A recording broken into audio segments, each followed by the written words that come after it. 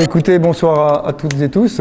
Voilà, c'est au nom de la coordination Climat 68 du Haut-Rhin que j'ai été invité à faire un exposé permettant d'aborder la question des enjeux diplomatiques et politiques de la COP 21.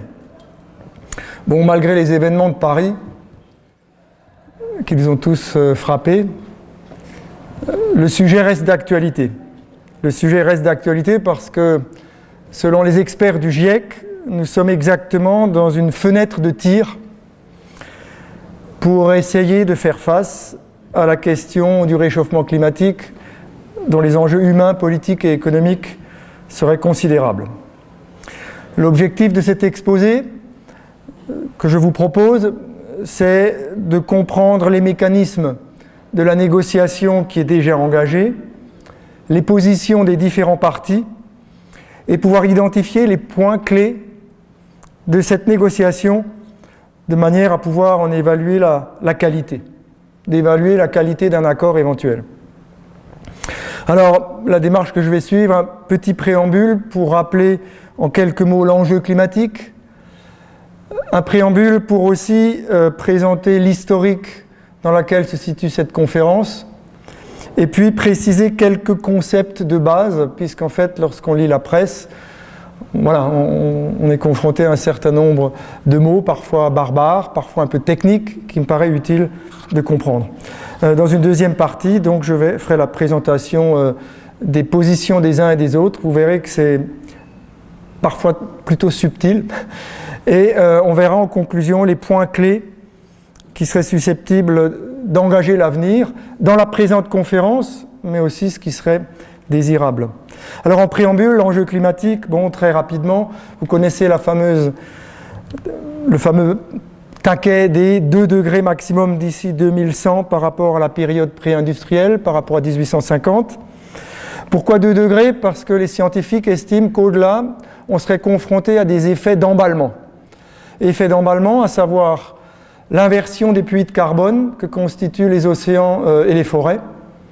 On peut revenir après dans le débat, s'il faut préciser des choses. Donc l'inversion des puits de carbone et le dégel du permafrost qui libère du méthane dont l'effet gaz carbonique, dont l'effet est 30 fois celui du gaz carbonique.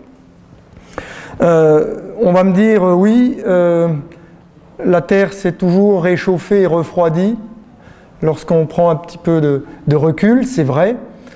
Mais les paléoclimatologues nous rendent attentifs qu'on passait des périodes de glaciation aux périodes de réchauffement climatique dans un tunnel de l'ordre de 5 degrés sur des millions d'années, alors qu'ici, on peut aller à des réchauffements climatiques, dans le pire des cas, jusqu'à 4,8 degrés, non pas en millions d'années, mais en 200 ans.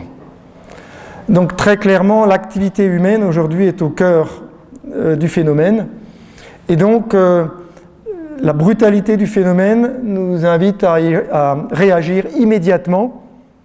Alors immédiatement, si on veut, pour parler clairement, si on veut s'en tenir à ces 2 degrés en 2100, nous émettons aujourd'hui 49 milliards de tonnes de gaz carbonique par an, 2010.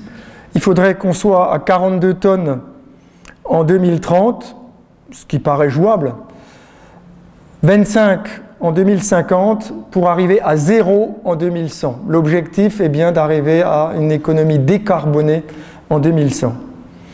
Le souci, c'est qu'aujourd'hui, avec les engagements actuels, on est à, non pas à 42, mais à 60 gigatonnes de gaz carbonique, c'est-à-dire un progrès pratiquement imperceptible par rapport à la situation d'aujourd'hui. Encore l'année dernière, on était dans une période de hausse.